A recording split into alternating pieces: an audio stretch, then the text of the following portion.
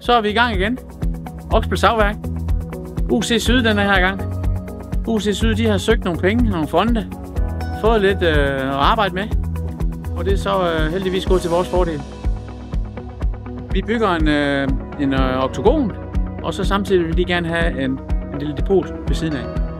Det der er lidt af det sjove i det er jo, vi bygger jo i nogle tømmer, som er rundtømmer. Og der har man jo ikke sådan lige nogle mål at gå efter, fordi at, det er jo rundt. Og de dimensioner, vi har med at gøre deroppe i en ø, 30 ø, 25. Så det er nogle tunge drenger at gå rundt med, så de skal helst placeres korrekt fra dag i dag. Men så har man måske en udfordring, når man skal til at lave en skrotrende og bygge noget sammen.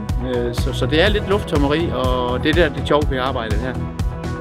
Vi er jo spændt på, hvordan det vil tage imod her efterfølgende, men vi har allerede nu en idé om, at der vil komme en del af de unge mennesker ud.